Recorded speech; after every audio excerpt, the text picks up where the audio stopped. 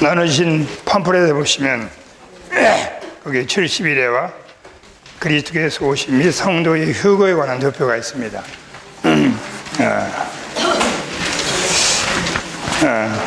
마지막 시간에 이것이 계시록 강해를 결론이 있는데 도움이 된다고 생각을 했습니다.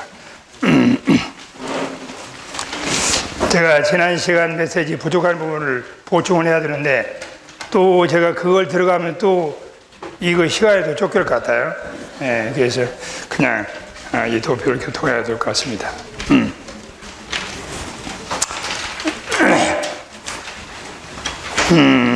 요한계시록은 하나의 두루마리 책입니다.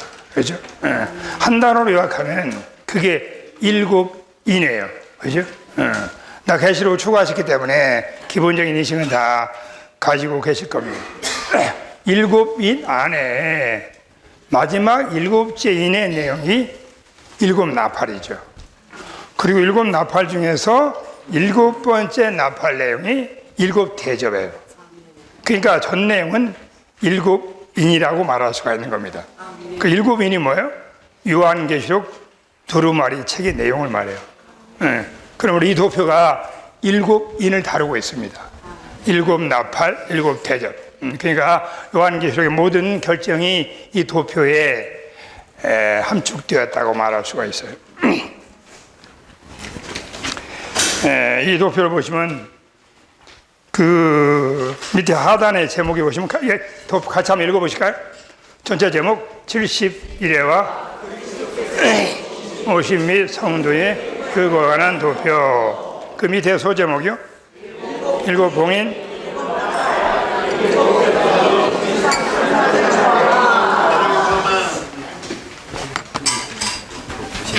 고마워. 지지봉. 감사합니다.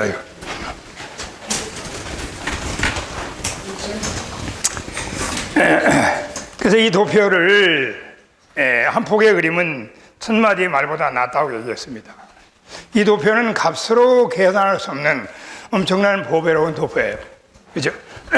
하나님께서 요한계시록을 열어주실 뿐만 아니라 매 시대마다 마치 점점점 빛나서 원만한 광명에 이르듯이 주로 주님의 재림과 성도의 휴거, 그리고 다니엘의 70일에 관한 계시가 매 시대마다 조금씩 열리고 축적되고 오늘날 시대에 신실한 많은 종들의 어깨 위에서 그들의 헌신과 수고 위에서 이 도표가 나왔습니다. 물론 이 도표의 완성자는 라이프서의 저자인 위트니스 리 형제입니다. 제가 주님의 그걸로 미국에 갔을 때 위트니스 리 형제님이 이 도표를 작성한 그 숙소에 갔었어요. 근데 위트니스 리 형제님의 동역자인 앤드류 형제님 교통회를 그 당시 위트니스 리 형제님이 덕담입니다. 좀 휴가가 필요해서 가장 전망이 좋은 데를 안배를 해주셨는데 위트니스 리 형제님이 그걸 거절하시고 그냥 산속에 조용한 곳 운막집에서 이 도표를 작성하셨다는 겁니다. 그렇게 도표가 나온 거예요. 대가를 많이 집어넣으시고 나온 거죠.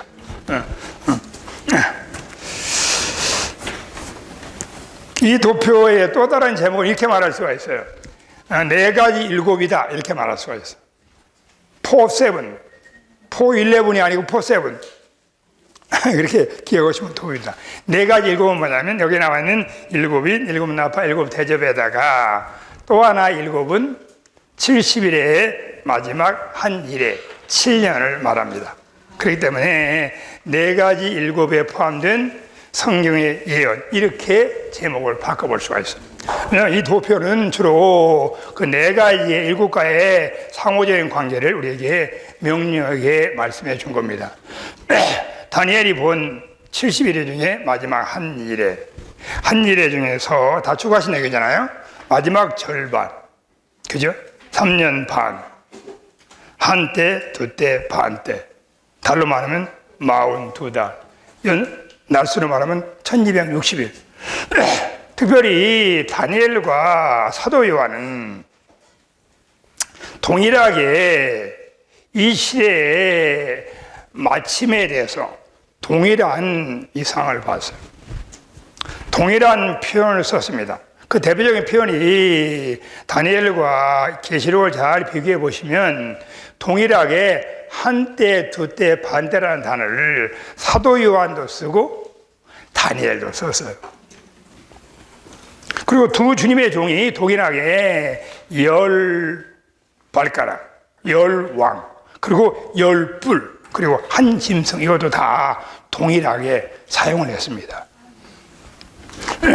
요한계시록 아니지만 요한복음에 보시면 거기에 부활이 두 종류가 있어요. 심판의 부활이 있고 생명의 부활이 있습니다. 계시록도 동일하게 두 종류의 부활을 언급하고 있어요. 두 주님의 종은 시기적으로 말하면 약 600년의 간격이 있습니다. 다니엘은 BC 약 500년경에 이 계시를 봤어요.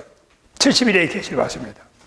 그리고 사도 요한은 약 100년경에 이 동일한 계시를 봤어요. 근데 기묘하게도 뭐예요? 그 시대의 마지막에 대해서 동일한 관점과 이상을 본 겁니다. 하나님께서 그들의 영을 감동해서 그들에게 이 시대의 마지막 가장 성경적인 계시에 근거한 종말론을 우리에게 명확하게 주셨어요. 여기서 한 가지 제가 이 계율을 설명하기 전에 왜 주님은 다니엘과 요한에게 이런 놀라운 시대적인 종말에 관한 예언을 말씀해 주셨는가? 그걸 음매해 볼 가치가 있습니다. 어떤 사람이 어떤 계시를 봐요. 동일하게 성경을 수천 번 봐도 어떤 사람은 어떤 계시를 읽어내지 못합니다. 그것은 사람이 다르기 때문에 그런 거예요. 헌신이 다르고 파사가 다르고 순수성의 차이가 있기 때문에 어떤 사람에게만 어떤 성경이 열려요. 그렇기 때문에 동일하게 우리가 엄밀히 말하면 이 계시 안에 들어가기 위해서 그 두 주님의 종의 특성을 몇 가지 상고해 볼 필요가 있습니다. 예를 들면 그들은 공통점이 있어요. 첫 번째 공통점은 다 고난의 길을 갔습니다. 하나님의 경륜을 위해서 대가를 지불했어요. 사도 요한은 반모섬에 있었습니다. 그리고 그는 하나님의 말씀과 예수의 증거를 위하여 기꺼이 고난 많은 길을 갔어요. 그리고 우리가 알다시피 다니엘도 바벨론의 포로 잡혀갔었지만 그 시대의 흐름을 따라가지 않았습니다. 우상 음식을 거절했죠. 그리고 다니엘도 끊임없이 그 바벨론 치하에서 바벨론 문화를 거스려 살았어요. 그는 에레미야서를 읽다가 70일에 관한 이상을 봤습니다. 심지어 동일하게 다니엘은 생명을 무릅쓰고 끊임없이 하루 3번씩 하나님 경륜의 최종 완결인 구약 예표에 나타난 예루살렘 성을 위해서 기도했어요. 그리고 그들은 다 기도의 사람이었습니다. 그들은 다 순수한 사람이었어요. 그들은 다 자기의 목숨을 희생할 각오로 대가를 지불하고 좁은 길을 갔습니다. 그러한 두 종에 의해서 이 시대의 종말이 열렸어요. 주님을 찬양합니다. 우리 모두 다 주님의 긍휼로 그러한 길을 갈 수 있기를 바랍니다. 600년의 차이가 있지만 하나님이 동일한 두 종에게 같은 인상을 보여주신 거죠. 자, 이 도표를 보면서 설명해 드리겠습니다. 아마 그 계시록 강의 시간에 몇 번 보신 기억도 있을 거예요. 좀 친숙한 도표죠. 친숙한 도표.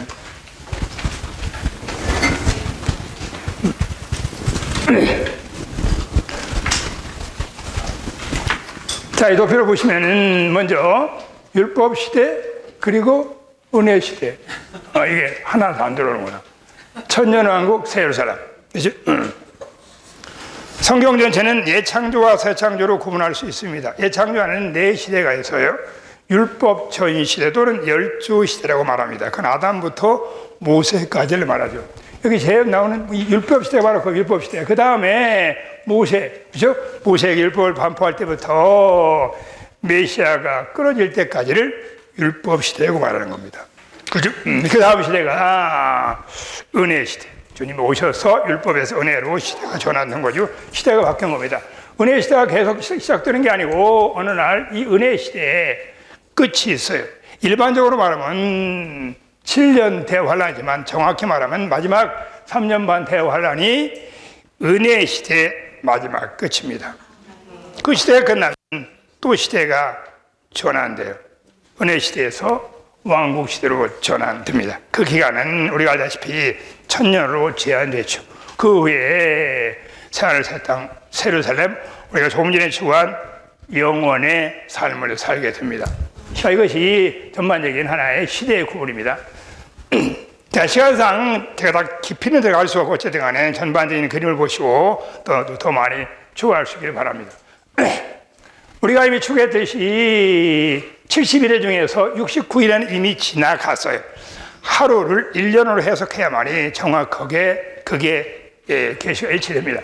그래서 처음에 7일에 49년 성을 재건하는 명령이 날 때부터 중건할 때까지 7일에가 지나갔어요. 49년. 두 번째는 뭐야? 두 번째는 재건할 때부터 메시아가 끊어질 때까지 62일에 합해서 69일이죠. 69일은 이미 역사적으로 성취됐습니다. 다니엘 9장에 나와 있는 예언을 말하는 거예요. 그런데 한 일이가 앞으로 남아있다는 거예요. 그 중간에 비어 있어요. 그죠? 이것이 바로 은혜 시대입니다. 또는 비밀 시대라고 말하죠. 왜냐하면 이 시대는 다 은혜 시대로서 비밀 시대 주로 두 가지 비밀. 하나님의 비밀인 그리스도와 그리스도의 비밀인 교회가 오늘 이 시대의 주된 사역에 초점이에요. 그리스도와 교회 위대한 비밀, 경건의 비밀, 믿음의 비밀 두 비밀이 오늘날 은혜 시대에 진행되는 걸 말하는 겁니다. 그렇기 때문에 은혜 시대 또는 교회 시대, 비밀 시대 이렇게도 말할 수가 있어요. 또 다른 각도로 말하면 이것은 이기는 자의 시대라고 말할 수가 있습니다. 왜냐하면 은혜 시대에 주님이 하신 일은 주로 교회가 원래 그 기능과 위치에서 손상되기 때문에 주님은 그 가운데서 이기는 자를 부르는 시대예요. 이미 추구하셨듯이 계시록 2장 3장은 엄밀히 말하면 이기는 자에 관한 7종 부르심이 있습니다. 요한계시록은 어떻게 말하면 대단히 단순한 책이에요. 2장과 3장에 7교회에 이기는 자에 관한 7종 부르심이 있을 뿐만 아니라 거기에 계시록 5장에 보면은 순교한 성도들이 있어요. 그 이미 구약과 신약의 순교한 이기는 성도를 말하는 겁니다. 그 다음에 우리가 추구했지만 12장에 산에 이기는 자가 있고 14장에 천열매 이기는 자가 있고 15장에 거기에 두 증인의 이기는 자가 있고 더 나아가서 뭐야? 대환란에 순교한 한 머리 또 이기는 자들이 있어요. 이러한 이기는 자의 전체가 계시록 19장에서 엄밀히 뭐가 돼요? 거기에 이기는 신부 군대가 되는 겁니다. 마지막 새 예루살렘은 뭐예요? 이기는 자가 되지 않는 성도들도 온전케 돼가지고 요한계시록은 두 단어로 요약할 수가 있어요. 이기는 자와 새 예루살렘입니다. 우리 운명은 뭐가 되는 거예요? 새 예루살렘이 되는 거예요. 우리 성도님의 운명은 뭐예요? 이기는 자가 되는 거예요. 운명은 정해졌습니다. 문제는 조만간 sooner or later 이기는 자가 돼야 돼요. 오늘 교회 시대에 이기는 자가 되지 않으면 현존왕후 시대에 우리는 뭐예요? 실패하는 자로 발견돼서 천년 동안 우리가 알다시피 슬픔의 이를 갈고 끊임없이 자책하고 하염없는 후회의 눈물을 흘립니다. 내가 왜 그때 세미나에 참석하지 않았나? 왜 세미나 듣기만 하고 그걸 소화하지 않았나? 그리고 전반기에는 왔는데 왜 후반기에는 안 왔나? 하려면 그게 다 뭐예요? 껄껄거리 많아요. 참석할 걸, 더 많이 헌신할 걸, 아까 우리 형님이 잘 교통했듯이 더 많이 죽을 걸. 그러죠? 그래서 이기는 시대라고 이렇게 말할 수도 있는 겁니다. 자, 이제 가장 중요한 건요.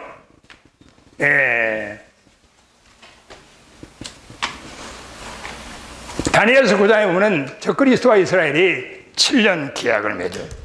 그죠? 아마도 7년 계약을 맺으면 그때부터는 카운트다운 하셔야 돼요. 7년이 지나면 주님이 오시는 겁니다. 그래서 이 적그리스도와 이스라엘이 7년 계약을 맺는 데 있어서 주님의 다시 오심에 대한 4가지 중요한 표징 중에 2가지가 이거 포함돼서 그죠? 유럽에서 적그리스도가 일어나는 겁니다. 그죠? 계시록에 하면은 바다에서 적그리스도가 일어나죠. 네로의 영을 가지고 다시 태어나는 겁니다. 이것이 중요한 표징이에요. 우리가 계속 많이 공부한 내용입니다. 그래서 유럽 상황을 우리가 관심하는 겁니다.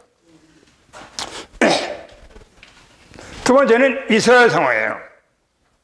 이스라엘 상황. 마태복음 24장에 주님이 무화나무의 비유를 말씀했어요. 무화나무는 이스라엘을 상징하는 겁니다. 싹이 나고 잎사귀가 연하여지면 여름이 가까운 줄 알라. 그렇잖아요? 그 여름이 뭐예요? 주님이 다시 올 날을 말하는 겁니다. 물론 이스라엘의 복원도 포함되는 거죠. 다임이 추겠듯이 거기에 싹이 나고 연해진다는 것은 1948년에 이스라엘이 회복된 것이고 67년에 예루살렘이 타락된 거예요. 인류 역사 가운데 2000년 동안 나라가 없던 나라가 회복이 됐습니다. 이것은 다 구약에 이미 예언된 말씀이 성취된 거예요. 마지막 한 가지 성취는 뭐예요? 이제 성전이 다시 재건되는 겁니다. 그렇잖아요? 성전이 다시 재건될 때 그리스도가 이스라엘과 7년 계약을 맺고 그때부터 뭐예요? 어쨌든 간에 카운트다운이 시작되는 거예요. 근데 물론 3년만 지난 다음에 이 계약을 파기하고 성전에 그리스도가 자기 우상을 만들죠. 그렇잖아요? 그런 다음에 3년만 대화를 안에 시작이 되는 걸 말하는 겁니다. 자, 이것이 주님의 오심에 관한 두 가지 중요한 표징이에요. 기왕에 제가 두 가지 추가하면은 이 두 가지는 절대적으로 하나님의 주권에 있어요. 세계 경제, 세계 정세 가운데 하나님의 움직임으로 유럽 상황과 그리고 중동 상황을 주관하고 계십니다. 점점점 그 시대로 가까워지고 있죠. 나머지 두 개는 우리의 동역이 중요합니다. 첫째는 마태복음 24장에 나왔듯이 온 땅에 천국 복음을 전파해야 돼요. 은혜의 복음만이 아니고 영광의 복음만이 아니고 화평의 복음만이 아니고 복음 중에 은혜의 복음을 다 포함한 왕국 복음. 그 복음이 전파돼야만이 그제야 끝이 오는 겁니다. 오늘 우리가 전하는 복음은 왕국 복음이에요. 은혜의 복음은 죄인이 구원받고 은혜 안에 사는 걸로 끝나지만 왕국 복음은 은혜의 복음을 포함할 뿐만 아니라 구원받고 난 후에 생활을 주의해야 된다는 거예요. 반드시 마태복음 5장, 6장, 7장에 나와 있는 왕국의 실질을 살아내야 돼요. 그들이 왕국에 출현하는 들어가고 이기는 자가 되는 걸 말하는 겁니다. 만약 우리가 구원받았지만 마태복음 5, 6, 7장에는 왕국의 실제를 살아내지 않으면 어떻게 돼요? 우리는 실패하는 민대가 되는 걸 말하는 겁니다. 자, 그래서 어떻게 돼요? 세 번째 표징은 왕국 복음을 전파해야 돼요.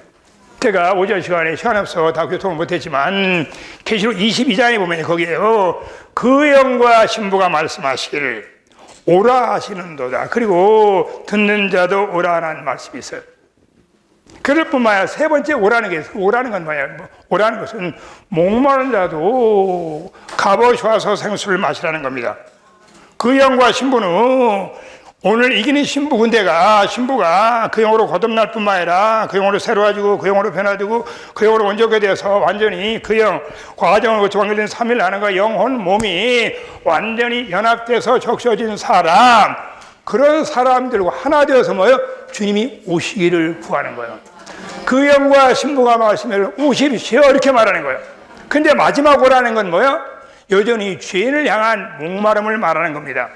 이것은 아무리 생명이 성숙해도 복음의 행을 소홀히 여기면 안 되는 거예요. 엄밀히 말하면 생명이 성숙할수록 3일 하나님 누가복음 15장에 나타났듯이 아버지 아들 성령 3일 하나님 충만하면 어떻게 돼요? 잃어버린 양 한 마리, 잃어버린 드라크마 하나, 집을 나간 탕자가 온통 그 마음에 있는 겁니다. 그럼 우리 끝까지 뭐예요? 계속 복음의 행을 유지해야 돼요. 복음을 장비하고 복음을 살아야 되고 복음을 확산하고 복음의 주님이 이 땅에 다시 올 때까지 우리에게 위임한 시장 최대 명령이죠. 이 복음을 끝까지 전해야 되는 겁니다. 어쨌든 이것이 세 번째 중요한 표정이에요. 은혜의 복음을 전해가지고는 주님의 오심에 제한이 있습니다. 천국 복음을 전파해야 돼요. 그래야 로마서 11장에 나왔듯이 이방인의 수가 차야 그래야 이스라엘이 돌아오는 걸 말한 겁니다. 이건 복음의 한 부분이죠. 마지막 가장 중요한 것은 이제 도표로 교통하겠지만 주님이 오시는 가장 중요한 표징 중의 표징은 이기는 자들의 휴거예요. 이길 자도 휴거돼야 주님이 다시 올 수 있는 교두보를 얻게 되는 겁니다. 주님이 속히 오시고 싶어도요, 오실 수가 없어요. 그 원인은 어디에 있어요? 우리에게 있는 겁니다.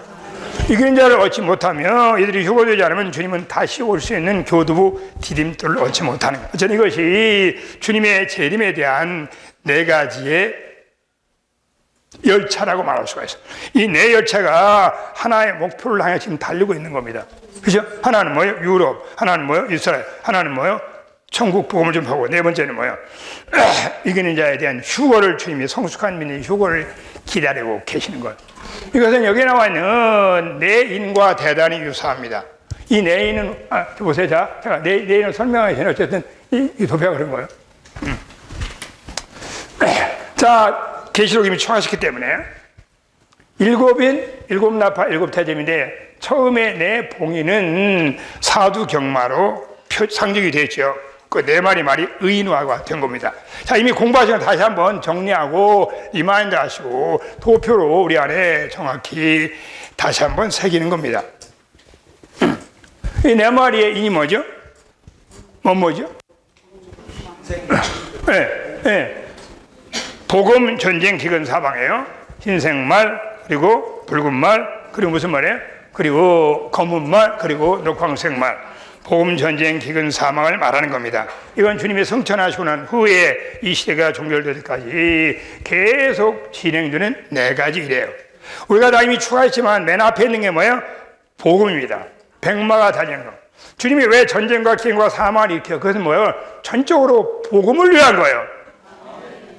하나님이 전쟁과 기근과 사망 많은 환경 가운데 역사할 때 우리의 도경은 뭐예요? 그 복음을 전하라고 말하는 겁니다. 제가 주님께 기도해 볼 때 정확한 건 아니겠지만 틀림없이 이 복음은 뭐예요? 이게 왕국 복음이에요. 왕국 복음이 온 땅에 전파되는 걸 말하는 겁니다. 언제까지? 이 세상 끝날 때. 그렇기 때문에 마태복음 24장과 이 내인은 서로 일맥상통하는 걸 말하는 거예요. 그죠? 그 모든 것이 협력하여 복음을 위한 겁니다. 예, 물론 이 방면에 우리가 시간에 따라서 자세히 기도할 수가 있지만 자, 또 넘어가시죠. 때문에 내인이에요. 그리고 이제 다섯째인, 그죠? 다섯째인, 여섯째인 있잖아요. 엄밀히 말하면 이제 다섯째인에서는 우리가 이미 초과시켰지만 거기에 성교한 성도들의 부르짖는 기도가 있어요. 원한을 갚아달라고. 하나님께서 원한을 갚아달라. 그런 기도의 응답에서 엄밀히 말하면 여섯째인부터 하나님의 심판이 진행되는 걸 말하는 겁니다. 그죠? 자, 여섯째인부터 해가지고 어떻게 여섯째인부터 이제 소위 말하면 초자연적인 재난이 발생해요. 다 주관 내용을 말하는 겁니다. 천지가 진동이 돼요. 자, 근데 중요한 건 뭐예요? 여기에 여섯째 봉인, 저음 내나팔은 이게 저는 이 시가 대내에 갈 거예요. 자, 가장 중요한 것은 소위 말하면 3년 반 대환란 전에 여기 보세요. 이 땅에 발생하는 거예요. 여기 네 가지가 있어요. 네 가지 중심을 잘 기억하셔야 돼요. 저는 제가 기억상으로 제가 이걸 추구하기 위해서 제가 돈을 많이 벌었습니다. 제가 100%는 아니지만 이 도표를 안 보고요. 아마 상당히 많이 그려봤어요. 제가 어디서 도움을 받았냐면 제가 옛날에 김영재님과 같이 갔었나. 대만에 가가지고 대만에 그 인도하는 사역자 장호 형제님이 계셨어요. 그 형제님이 계셨는데 그 형제님이 나이가 그때 상당히 많으셨는데 정확히 기억을 못하겠는데 근데 거동을 못하셔요. 근데 누워 계시는데 우리가 저도 신방 갔거든요. 신방 갔는데 누워 계셔가지고 이 도표를 다 얘기하시는 거예요. 3년만 대환란에 어떤 사람이 휴거되고 그 다음에 공중에서 하늘에서 뭐가 일어나고 땅에서 뭐가 일어나고 뭐가 일어나고 그러나 주님이 누구 함께 오고 그 다음에 뭐 이래가지고 완전히 한 폭의 그림을 그리는 거. 이 얘기는 뭐예요? 그분도 주님을 맞이할 때가 가까웠기 때문에 끊임없이 깨어서 사신 거예요. 내가 지금 어떻게 살아야 되는지 앞으로 어떻게 되는가를 명확히 알기 때문에 깨어서 사신 거예요. 제가 그때 깊은 인상을 받았습니다. 그 나이도 노인 내가 기력도 없는데 이 중점을 다 기억하고 계시는 거예요. 그래서 우리 김광희님이 괜찮으시면 오늘 오신 분들 끝나시고 시험 보고 가셔야 돼요. 몇 개나 기억하시니까 다음에 사지선다형으로 내시도 하고 주가식으로 내시도 하고 사역하시려면은 그냥 누리는 것만 가지고는 안 돼요. 사역자는 누리면 안 돼요. 조성을 해야 돼요. 중점을 기억해 놔야 돼요. 생활 가운데 적응해서 꺼낼 수 있어야 돼요. 그렇잖아요. 사회가 때 언제 내가 좀 성경 좀 보고 하겠다 하자야. 제가 좀 도움이 된 걸 말씀드린 겁니다. 가장 중요한 것이 보세요. 여기 땅에 네 종류의 시기가 있어요. 대환란 전에 발생하는 사건이 있고, 대환란 동안에 발생하는 게 있고, 대환란 끝 무렵에 발생하는 게 있고, 대환란 끝에 발생하는 게 있어요. 그죠? 내가 이 특징과 중점을 다 기억하시면 도움이 됩니다. 자, 가장 중요한 것이 대환란 직전에 한 무리가 3층 보좌로 올라가는 거예요. 이것은 이미 추했지만 5부류의 사람들이 있습니다. 5부류의 사람. 5부류를 둘로 구분해 볼 수가 있어요. 한 부류는 순교자들이에요. 계시록 12장에 있는 순교자들이에요. 나머지 4부류는 다 성숙해서 산채로 휴거된 사람들이에요. 그죠? 자, 첫 번째, 그렇기 때문에 워치만 대행쟁이 좌우명이 뭐예요? 나의 앞길에 순교하님은 들림받는 거라고 얘기를 한 거예요. 이 부류 안에 들기를 원하셨고, 그렇게 사셨고, 사실은 그러한 순교의 길을 가셨죠.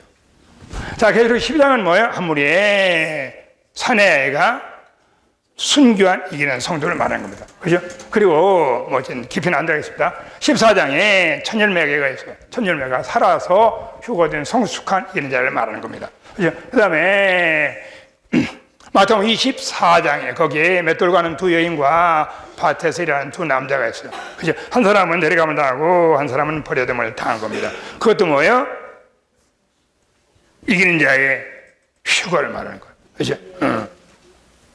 마태복음 24장. 그 다음에 또 뭐가 있어요? 누가복음 24장 있어요. 동일하게. 누가복음 21장 죄송합니다. 누가복음 21장에 술 취하고 망탕하지 말라. 그날이 덕과 심할 때 너희 마음이 무뎌지는 걸 조심하라 이거야.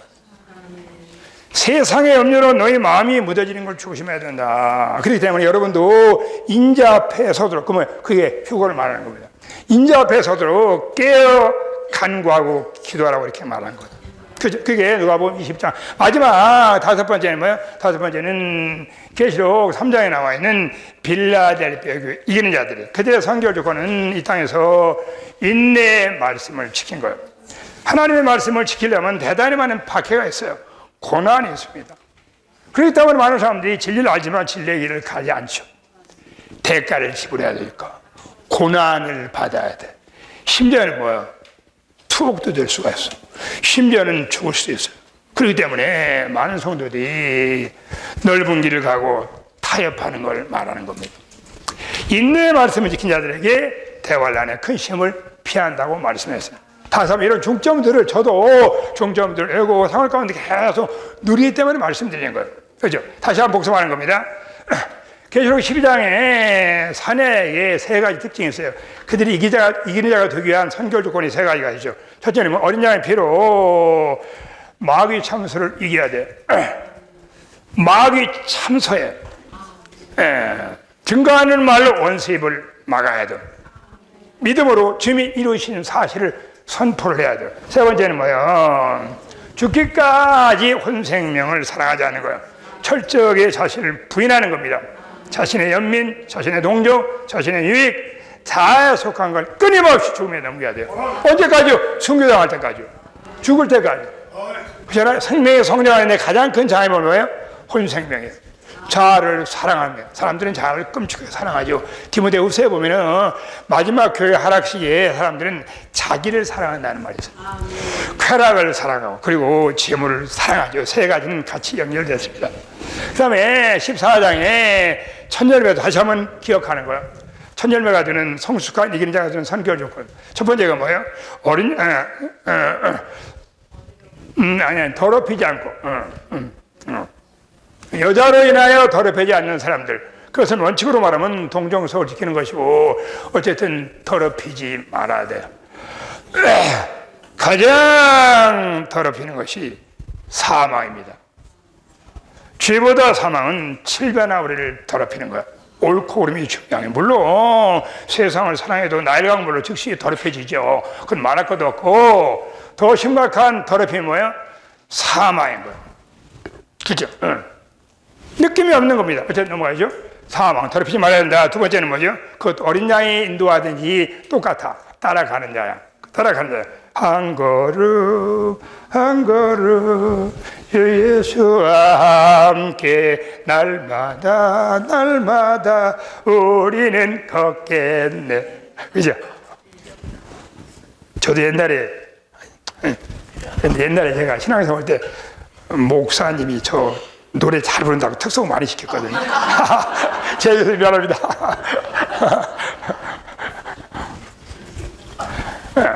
어디까지 가요? 시온산에 도달할 때까지. 날마다 날마다 자신을 부인하고 십자가를 지고 따라가야 돼요. 오늘도 따라가셔야 돼요. 말씀을 들으시면서도 뭐예요? 자기를 부인하셔야 돼요.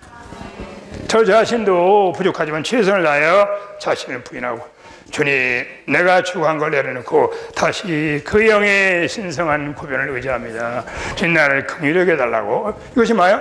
그게 천년을 드는 선교 조건이죠. 마지막은 뭐예요? 마지막은 입에 흠이 없어요. 생명의 성숙은 입과 대단히 관계가 많습니다. 생명이 어릴수록 사람이 유치해요. 무익한 말을 많이 하고, 한남을 많이 하고, 자기를 정당하는 말을 하고, 괜히 말을 하는 거예요. 여러분, 입의 처리는 생명의 성숙과 대단히 깊습니다. 구약에 야곱이 성숙했을 때 가장 대표적인 변화가 뭔지 아세요? 말이 변해요. 어쨌든 그 항목도 발전시키면 좋은 한편의 설교가 될 수가 있습니다. 어쨌든 이것이 다 그 천열매 효과 조건을 말한 거죠. 자, 나머지는 대충 제가 설명을 드렸습니다. 그래서 이 다섯 종류는 한 가지로 요약하면은 빌립보 3장에서 거기에 뛰어난 부활이 있어요. 부활이 두 종류가 있습니다. 동일하게 다 생명이 부활이지만 일반적인 부활이 있고, 뛰어난 부활, 히브리서에서는 더 나은 부활, 누가복음은 보상의 부활, 계시록에서는 첫째 부활, 이게 바로 이기는 자의 부활을 말하는 겁니다. 매일매일 죽음을 본받아야 돼요. 매일매일 십자가 아래 살아야 돼요. 매일매일 끊임없이 자신은 죽음에 넘겨야 돼요. 그런 생활에 의해서 뛰어난 부활이 가능합니다. 바울은 어떤 의미로 말하면 이긴 자의 보상을 주겠지만 뛰어난 부활에 이르려고, 그게 목표였어요. 목표. 그러므로 여기에 산에 있는 의미로 말하면 이러한 이기는 자의 부활에 포함되기 때문에 빌립보 3장을 여기다 써놓은 겁니다. 제가 얘기한 그 부활의 몇 가지 종류 추구하시면 그것도 하나의 좋은 안의 장비가 될 수가 있는 겁니다. 자, 이것이 우리가 추구한 이기는 자들의 휴거라는 것. 휴거는 두 구분을 추구했잖아요. 이기는 자의 휴거가 있고 대다수의 민니드의 휴거가 있어요. 이기는 자의 휴거는 대환란 전에 어디로 3층 보좌로 직접 올라가는 걸 말하는 겁니다. 그리고 대다수 휴거는 대환란 끝무렵에 공중으로 휴거돼요. 시기가 다르고 장소가 다르고 조건이 다른 겁니다. 자, 여기 중요한 조건이 이거예요.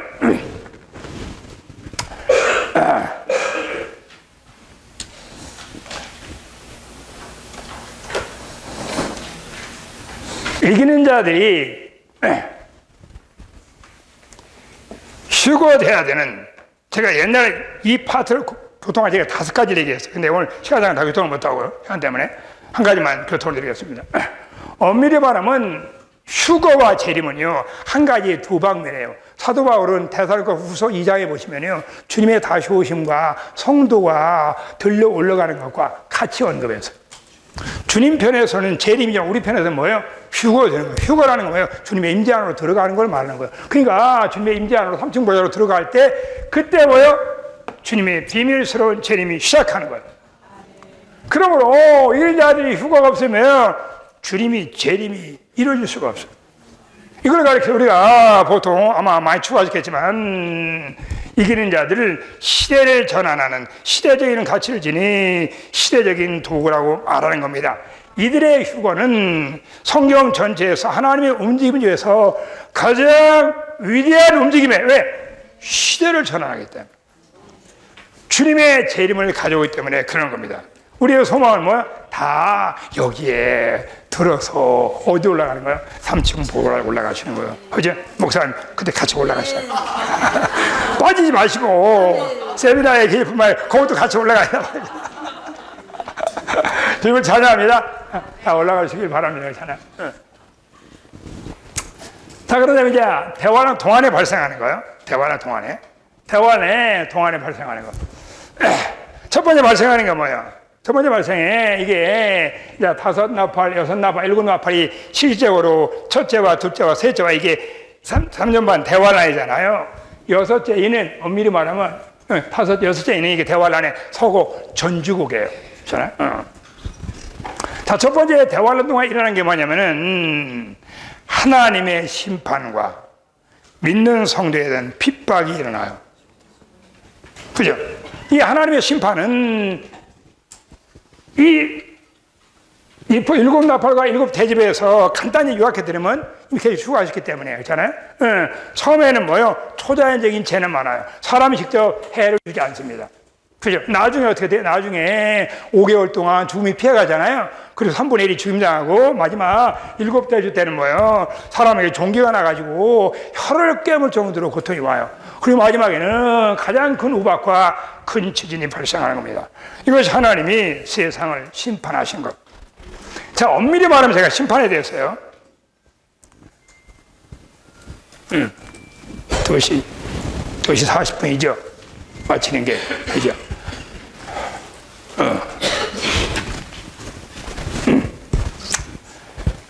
좀 찬양합니다. 우리 하나님은 의로운 하나님이시오. 왜 세상을 심판하시나? 우리가 알다시피 주님께서 우주 만물을 창조하신 것은 하나님의 경륜을 위하여 주신 겁니다. 근데 사람들이 뭐예요? 하나님의 경륜보다 그걸 더 위해요. 그럴 때 그것이 세상에 되는 겁니다. 하나님의 경륜을 위해서 많은 필요한 것들을 주셨지만 사탄은 그런 걸로 체계화해가지고 사람들을 그런 걸로 점유해요. 찬탈하는 겁니다. 그 결과 뭐예요? 하나님의 누림을 끊어놔요. 심지어는 뭐예요? 배후에서 사탄이 경배를 받아요. 그죠? 집도 하나님의 경륜을 위해서 집을 사시면 좋지만 하나님의 경륜보다 집을 더 유하실 때 그 집이 뭐예요? 세상이 되는 거예요. 뭐든지 모든 아이템이 다 적용될 수 있는 겁니다. 오늘날은 은혜 시대이기 때문에 하나님이 그대로 관대하게 놔두시고 때가 되면 뭐예요? 주님이 이 세상을 심판해요. 왜? 사람들이 너무나 타락해서 하나님의 경륜보다도 세상을 더 사랑해요. 그렇기 때문에 대환란 시기에는 뭐예요? 하나님이 세상을 심판하는 시기입니다. 그렇기 때문에 오늘날 신약의 사도들도 뭐예요? 다 우리로 하여금 뭐예요? 세상을 이기라고 이렇게 말하는 거예요. 바울도 이 시대를 본받지 말라고 그러고 사도 요한도 이 세상에 있는 것들을 사랑하지 말라. 그런 것들은 다 지나가는 것이다. 야고보도 말하기를 간음하는 여자들이요. 세상과 벗된 것이 하나님과 원수가 되는 거다. 너 오늘 이 시대에 처리할 수 있는 긍휼을 입으면 생명이 성장하지만 이 시대에는 뭐야? 우리가 다 추가하셨듯이 이 세상은 사람들이 살 수 없는 것이 됩니다. 지금 여러분, 지금 그런 식으로 가고 있어요. 저는 뭐 전문가는 아니지만 뭐 AI나 뭐 여러 가지 우리 신용이가 그건 더 잘 아는데 GPT 나 잘 모르겠지만 사실은 인간성이 심각해진다는 겁니다. 또는 여러 가지 온난화 현상. 점점점 뭐요? 이 땅은 살기 어려워. 그게 성경 예언이 맞는 거예요. 우리 주님은요, 이 예창조를 다 없애버려 오늘날 새 창조를 만들라고 새로운 배를 준비하고 계세요. 이 배는 다 파산된 거예요. 이게요, 새로운 배를 짓고 있다고. 그렇잖아요? 지금 여기서 뭐하고 계시는 거예요? 새로운 배를 짓고 있는 걸 말하는 겁니다. 자, 어쨌든 그것이 중요한 중점이고, 더 빨리 갈 거야. 여기도 교통해야 돼. 그 다음에, 여기 다섯째 나팔 때 산에 휴거된 다음에 사탄이 땅으로 내어 쫓기죠. 그러므로 이들은 엄밀히 말하면 지평자로서 이 땅에서 오랫동안 대적해서 살아와서 이긴 노련한 전사들이에요. 그들이 지평에서 이 땅에 사탄이 내려옵니다. 큰 별이 떨어지잖아요. 내려올 뿐만 아니라 이 땅에 뭐예요? 거기에 지중해에서 적수가 일어나고 그리고 뭐예요? 그리고 땅에서 거짓 선자가 일어나잖아요. 자, 결론적으로 이 땅에서 저 그리스도와 사탄과 거짓 선자가 악한 삼일성에 동역을 해가지고 유대의 신실한 유대인들 민의를 극도로 핍박을 해요. 그냥 이 대화란 동안에 일어나는 겁니다. 그 만약 여기 안 올라가시면은 거기 통과를 하셔야 돼. 그냥 통과하실래요? 여기 올라가실래요? 왜 선택을 안 하시죠? 통과하실 거예요? 여기 올라가실 거예요? 다 여기 올라가셔야 하잖아요. 그렇잖아요? 그래서 잠깐 요거를 통과하신단 말입니다. 통과하신다고.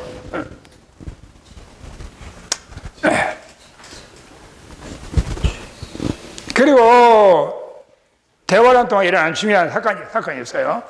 그러면 믿는 이들을 주님이 격려하기 위해서 이미 초간 내용이지만 두 증인이 신호를 해요. 그게 모세와 엘리야입니다. 그죠? 두 감람나무 가지로서 성령이 충만해서 신호를 해요. 대화란 동안 고난받는 핍박받는 민내를 위해서 신호라는 걸 말하는 겁니다. 제가 시간이 있다면 왜 모세와 엘리야를 주님이 신원자로 세우셨나 그걸 얘기하고 싶은데 시간상 못하네. 목사님 나중에 개인적으로 내가 알려드릴게요. 네. 시간 때문에. 그죠? 그리고 또 하나는 뭐죠? 또 아까 우리 신우형님 교통하셨나? 동일하게 이 땅에 또 하나의 복음, 영원한 복음이 전파돼요. 오늘 은혜의 시대는 은혜의 복음, 영광의 복음, 화평의 복음, 천국 복음이 전파되는 겁니다. 그러나 대화란 동안에는 아마도 그 복음을 전파할 수가 없는가 봐요. 난 정확히 모르지만 제가 생각을 해본 겁니다. 이때 영원한 복음을 전파하는데 사람이 전하는 게 아니고 천사가 전해요. 은혜의 복음은 천사가 전할 수 없습니다. 사람만이 은혜의 복음을 전파할 수가 있어요. 근데 이 시대는 뭐예요? 천사가 복음을 전파해요. 어디에서요? 땅에서가 아니고 공중에서. 복음의 내용은 뭐예요? 은혜의 복음과 완전히 달라져. 은혜의 복음은 회개와 믿음이냐. 이 복음은 하나님을 경배하고 두려워하라는 거예요. 그래서 이 땅에 있는 이방인들 열국에게 이 복음을 전해요. 아까 그 동안 내용입니다. 그래서 이 복음을 듣고 뭐예요? 고난당하는 민의를 격려하라고.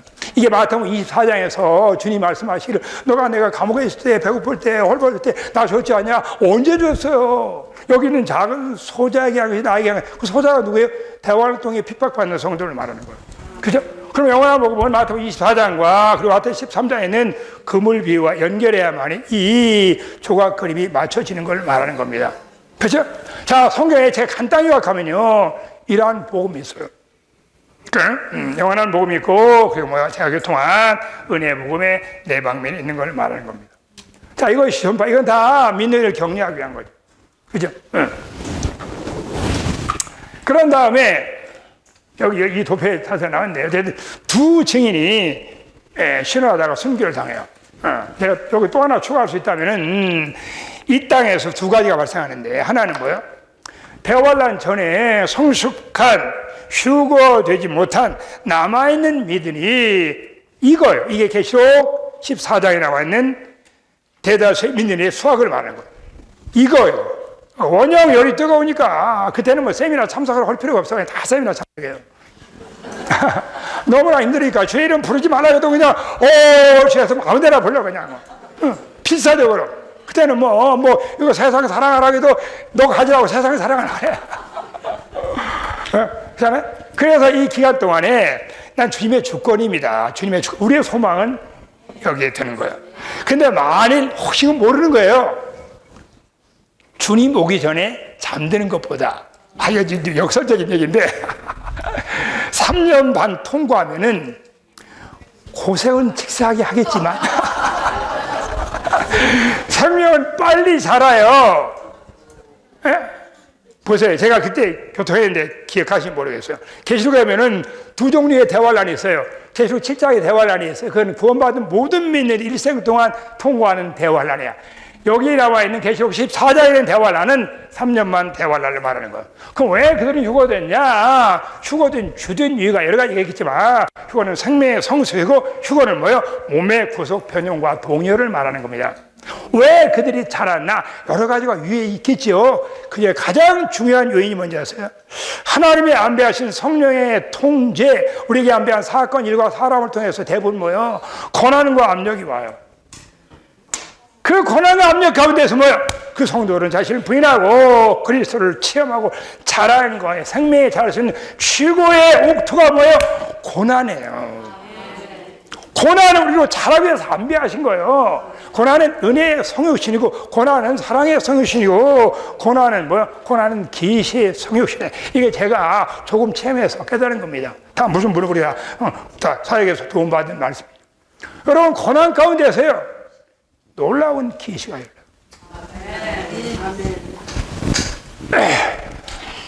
아내한테 심하게 책망을 들어서 마음이 팍 상해.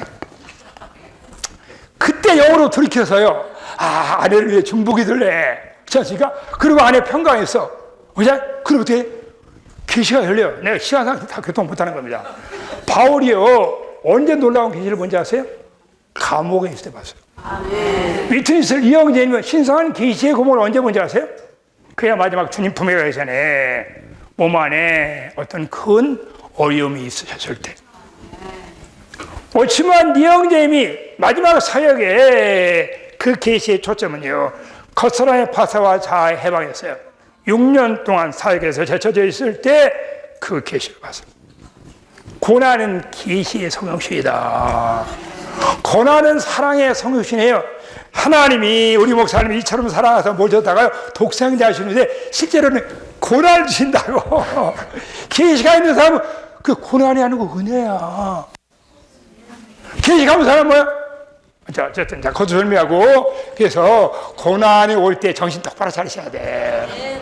그때 쑥쑥 잘할 수가 있어야 거예요. 하나님이 안배하시기 때문에 거기서 열고 주님을 잘 놓으셔야 돼요. 저는 그렇기 때문에 고난에 입맞춰라는 말이 부족하지만 제가 뭔가를 조금 알았어요. 고난이 이렇게 보배로운 거구나. 하나님은 사랑하는 자에게만 이런 성령의 통제와 징계를 주는 거구나. 고난 통해 자라는 생명이라는 말이 있어요. 자, 다시 본론으로 돌아가죠.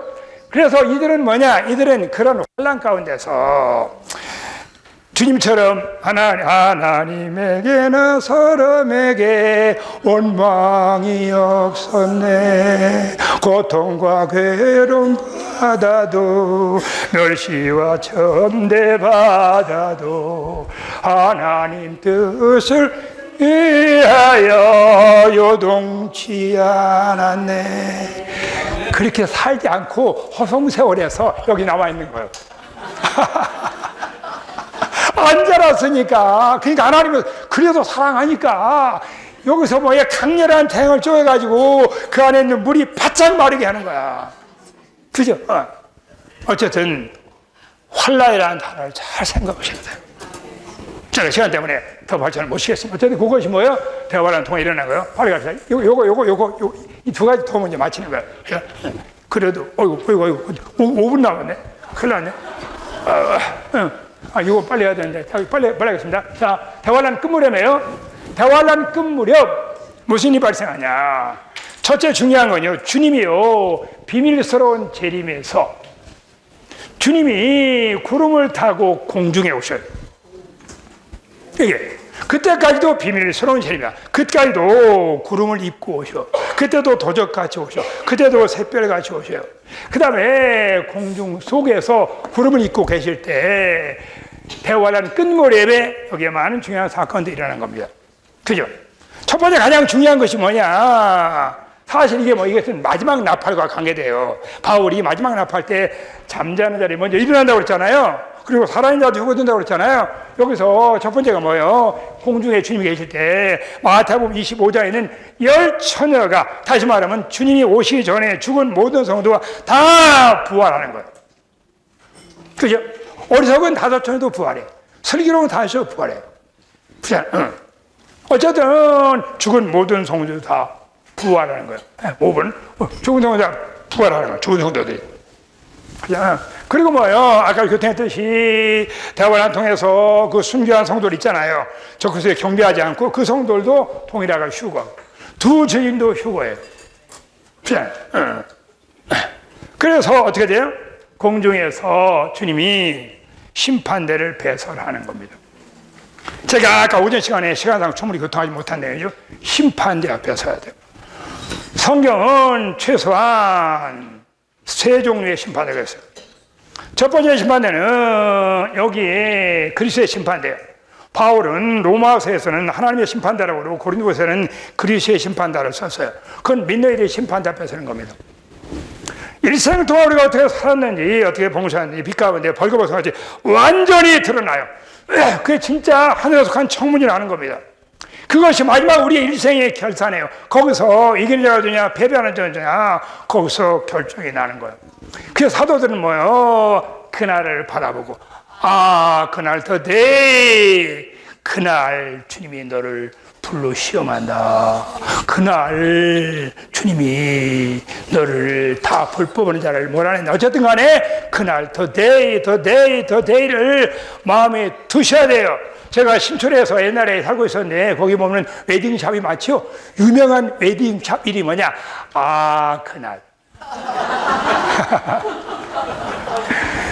그 사람들은 그날 결혼만 하잖아요. 우리는 결혼식 하기 전에 먼저 심판대를 통과해야 돼요. 심판대를 통과해서 이기는 자로 분류된 사람들만 이것이 또 하나의 선택이야. 에베소 1장의 선택은 은혜로 선택하는 거지만 여기의 선택은 계시록 17장에 나왔듯이 부르심 받고 선택받은 신실한 사람들이 이기는 자로 분류되는 거예요. 주님은 그들하고만 웨딩 마치를 해요.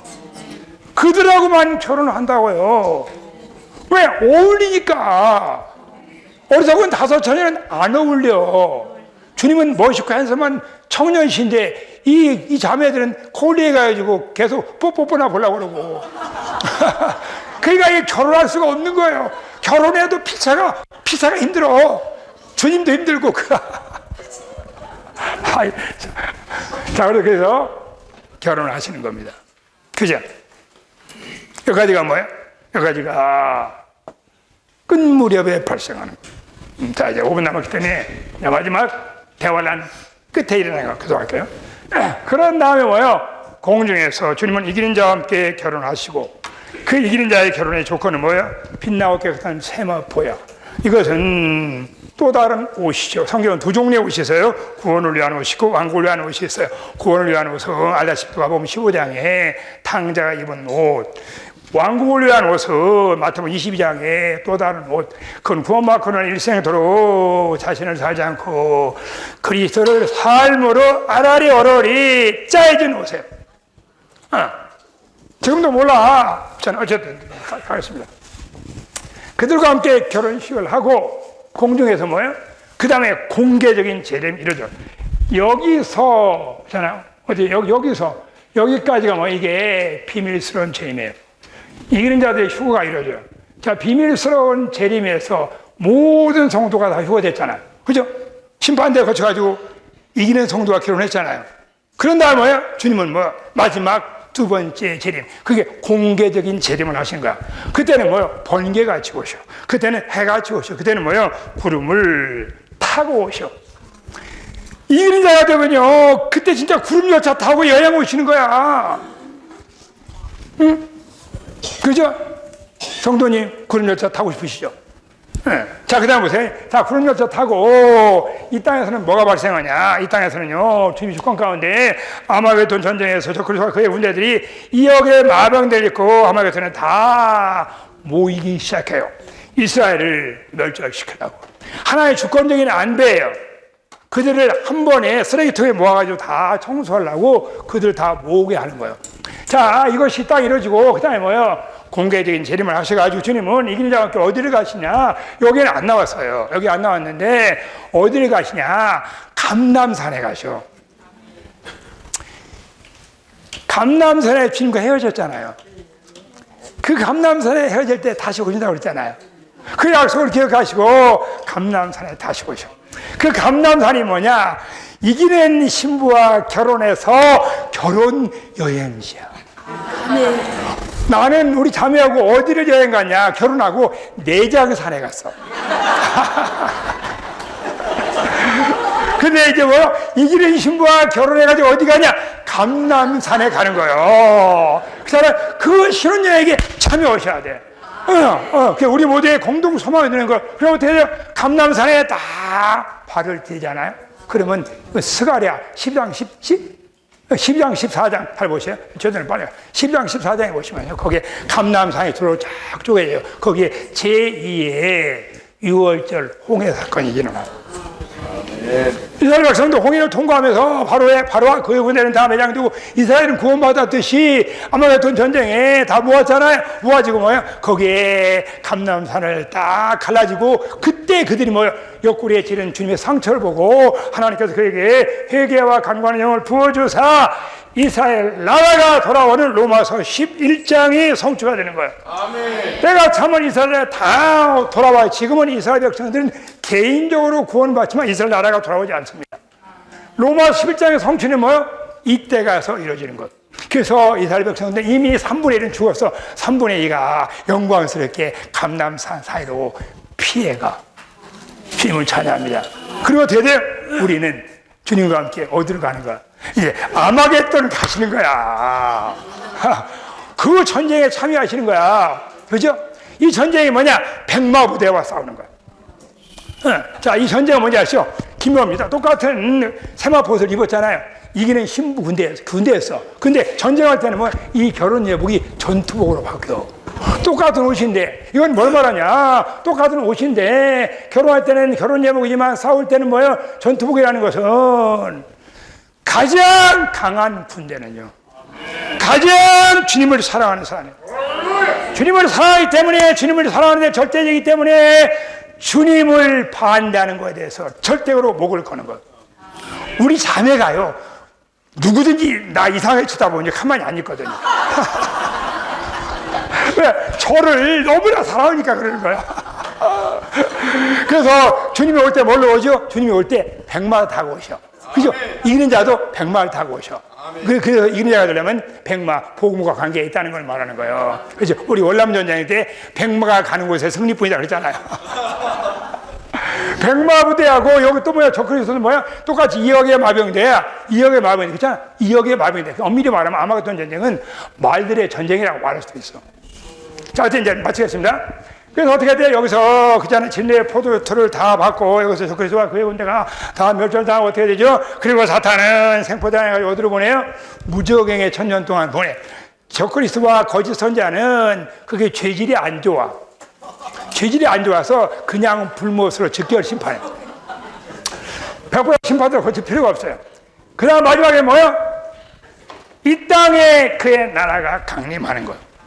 세상 나라가 주님의 나라가 되는 걸 말하는 거. 이게 바로 다니엘서 2장에서 마지막 주님이 뜨이지 않는 돌로 이는 자가 와서 발끝부터 인간정으로 완전히 무너뜨리고 세상 정부가 사라지고 주님의 정부가 이 땅에 임하는 걸 말하는 겁니다. 아멘. 그 이전에 모든 소극적인 걸 다 청소한 다음에 이 땅에 뭐예요? 그의 왕국이 오는 거예요. 주님을 찬양합니다. 그런 다음에 아까 우리 형님이 기도했듯이 몇 번 마칠게요. 자, 여기서 어떻게 돼요? 천년왕국이 시작되잖아요. 그냥 1000년 동안 이기는 자들만 결혼 잔치를 하셔. 결혼 잔치야 그게. 결혼 생활은 뭐냐? 새하늘 새 땅에서 하시는 거예요. 결혼하고 결혼 잔치는 하시는 거야. 패배하는 자는 어떻게 돼요? 결혼 잔치 참석 못 하셔. 그렇잖아요? 예. 그리고 슬프면 일 가잖아요. 자, 그러다 뭐 천년이 차면은 아까 형님 그것도 했죠. 천년이 차면 어떻게 돼요? 천년이 차면은 주관적으로 사탄이 잠깐 풀려. 그잖아요? 그 사탄의 선동을 받아가지고 거기에 열국 중에서 만열 일으켜가지고 마지막 전쟁, 곡과 마우의 전쟁이 일어나고 그런 다음에 주님이 대선과 후세에서 그분의 입김으로 나타나셔서 한순간에 그걸 멸하는 겁니다. 그죠? 멸한 다음에 어떻게 해요? 사탄을 상포에 잡아서 사탄을 하셔가지고 영원한 불못에 보내고 그 다음에 새하늘 새 땅이 도래하는 걸 말하는 겁니다. 주님을 찬양합니다. 아멘. 오 할렐루야. 70의 레와 일곱의 일곱 나팔. 자, 우리가 지금 어디에 살고 있는지 어떻게 해야 되는지 모든 것이 분명해졌죠. 그러니까 이제 주님 앞에 가시면 핑계 댈 수가 없어. 세미나 참석하신 분들은 영광스러운 축복을 받았지만 위임도 대단히 크시다. 할렐루야. 주님을 찬양합니다.